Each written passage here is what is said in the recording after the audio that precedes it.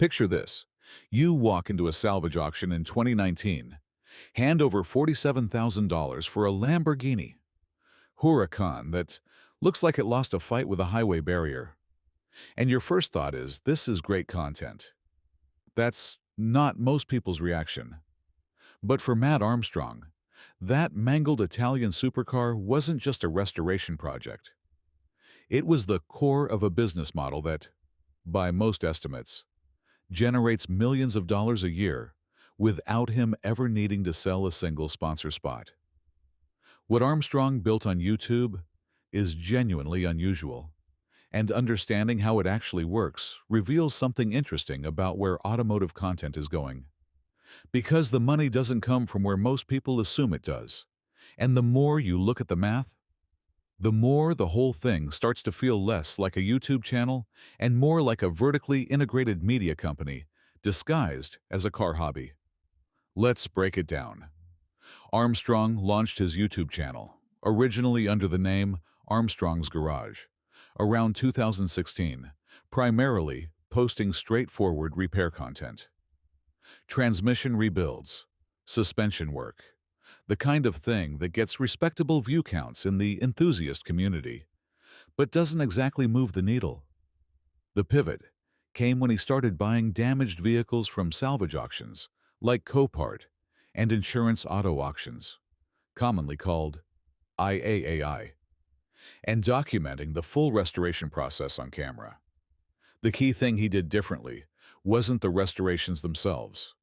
Plenty of channels were doing salvage builds by then. What Armstrong did was film everything: the auction purchase, the damage assessment, every parts order, every setback, every cost. He'd hold up receipts on camera. He'd tell you exactly what he paid and what he expected to sell the car for. That transparency wasn't just personality. It turned out to be a strategy, whether intentional or not, because it gave viewers a reason to come back for every single video in the series. By 2020, the channel was pulling in numbers that put it firmly in the top tier of automotive YouTube.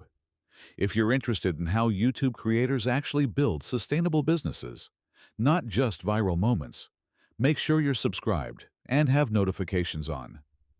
We cover the business side of automotive media pretty regularly, and this story gets more interesting. So let's start with the most visible piece of the puzzle: the cars themselves.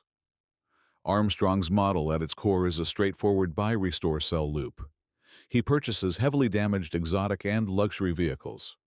We're talking Ferraris, Rolls-Royces, Lamborghinis, McLarens, at salvage auction prices, which typically run anywhere from 30% to 60% of a vehicle's clean market value depending on the extent of the damage and how much interest there was at auction. He then restores them at his facility, films the whole process across multiple episodes, and eventually sells the finished vehicle. On a single project, the profit margin can be thin or negative. A car he reportedly purchased for around $80,000 might cost another $60,000 plus in parts, labor, and paint before it's roadworthy again, and might sell for $160,000 in the private market. That's a gross profit of maybe $20,000 on a project that took 3 months and generated 10 episodes of content. On a pure car flipping basis, that's not a great business. But here's where it gets interesting. That same project, filmed across 10 episodes averaging 500,000 views each, generates somewhere in the range of $15,000 to $25,000 in YouTube ad revenue alone at standard CPM rates for automotive content, which typically run between $5 and $15 per 1,000 views. Suddenly, the economics look very different. The car restoration isn't just a business, it's also the content budget. The car is paying for itself twice. Let's talk about the YouTube revenue side more specifically, because this is where most people underestimate what channels at Armstrong's scale are actually earning. YouTube pays creators through AdSense based on CPM, cost per thousand, ad impressions. Automotive content sits in a favorable category because the audience skews male, 25 to 45, with disposable income and demonstrated interest in high-ticket purchases. That's an advertiser-friendly demographic. At 5 million plus subscribers and the kind of watch time his series format generates, Armstrong's channel is almost certainly in the YouTube Partner Program at a premium tier, meaning his effective CPM is likely at the higher end of automotive niche rates. If his channel generates, conservatively, 3 to 5 million views per month across all videos, which is a reasonable estimate for a channel of his size with a deep back catalog, that's potentially $45,000 to $75,000 per month in ad revenue before any other income stream. Annualized, you're looking at a floor somewhere between $500,000 and $900,000 just from ads. The exact figures are Armstrong's private business, and he's never confirmed specific numbers publicly. But these estimates are consistent with what YouTube analysts and channels of comparable size have reported. Now, the second revenue stream is sponsorships, and this is where the channel's audience profile becomes its biggest asset. Armstrong has worked with a range of sponsors over the years, automotive-adjacent brands, tools companies, and some of the broader lifestyle sponsors that cycle through automotive YouTube.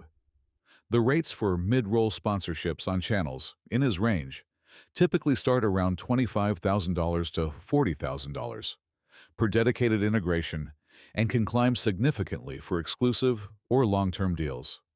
He doesn't appear to be as aggressively sponsored as some comparable channels, which some viewers have noted positively. The content doesn't feel like a constant ad read, but even 2 or 3 deals per month at those rates adds up to real money. There's also the matter of his shop's reputation, which functions as a kind of ambient advertisement. The caliber of work shown on camera, and the fact that millions of people have watched his team restore complex vehicles from catastrophic damage, positions him as a credible high-end shop in a way that no amount of traditional advertising could replicate.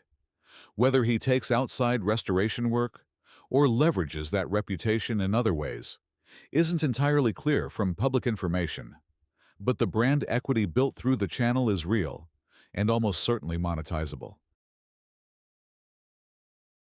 The third revenue stream is where it gets more speculative, but also more interesting from a business structure standpoint. Armstrong sells merchandise, the standard channel stuff, branded apparel and accessories. But the more significant piece is likely what you could call the attention asset. A channel with his subscriber count and engagement rate is, in practical terms, a media platform. The ability to introduce a product, a car, a brand, or a story to 5 million engaged subscribers is worth money in ways that don't always show up as a line item in a traditional sponsorship deal. There's also the question of how he structures the car sales. Selling a restored salvage vehicle comes with specific disclosure requirements that vary by state. Most states require clear disclosure of a salvage or rebuilt title to any buyer, and failure to do so carries legal exposure. Armstrong has generally been transparent about this, both on camera and in sales listings, which is worth noting because the salvage car space has historically had issues with non-disclosure. His public transparency likely serves a legal protective function as much as an editorial one. The exact timeline of how Armstrong scaled from a YouTube hobbyist to running what appears to be a legitimate multi-person operation is a little blurry. He's talked about it in interviews, but hasn't given a granular account of the business structure. What's visible from the channel is that by around 2021 or 2022, the production's values had clearly improved, the staff had grown, and the projects had escalated in scope and vehicle value. That escalation matters for the business model in a specific way. Higher value vehicles generate more viewer interest, command higher ad CPMs because the content skews toward a wealthier audience, and create more dramatic story arcs. A totaled McLaren P1 has more inherent narrative tension than a wrecked Dodge Ram. The content and the business logic are pulling in the same direction, which is the mark of a model that has found its fit. The question worth asking is how durable this model is. YouTube's algorithm has always been somewhat capricious, and a single policy change affecting monetization in a given category can hit channels hard. Armstrong's protection against that is the car sales themselves. Unlike pure content creators who are entirely dependent on the platform, he has a physical business that would exist with or without YouTube, even if the margins would be much thinner.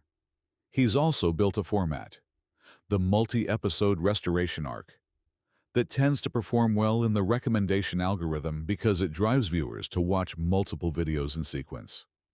If you land on episode 6 of a Ferrari restoration, there's a very natural pull toward going back to episode 1. That watch session length is valuable to YouTube and, by extension, to Armstrong's ad revenue. There are risks. The salvage auction market has gotten more competitive as more people have tried to replicate the model, which reportedly drives up acquisition prices and compresses margins on the vehicle side. And as the channel grows, the cost to produce content at the level audiences now expect presumably grows too. The scalability question isn't fully answered, but as a business built on a YouTube channel, the model is genuinely well constructed. The content and the revenue are not separate things. The content is the revenue mechanism in more ways than one. The reason Armstrong's model is worth studying is that it demonstrates what happens when someone builds content around a business with real-world economics rather than trying to build a business around content. The transparency about costs and sales isn't just good for watch time. It's what makes the whole thing credible. And credibility is what keeps sponsors paying and viewers subscribing. What happens next probably depends on whether he continues escalating the vehicle tier. There's only so far you can go before you're buying cars that even salvage auction regulars rarely see, or whether he diversifies into other formats. There's been some indication he's interested in expanding the operation, but the specifics aren't public yet. If you want to stay up to date on how this story develops, subscribe and hit the notification bell. We cover automotive business and creator economy stories pretty regularly. And if you're curious about how other automotive YouTubers have built their channels into legitimate businesses, that video is right over there.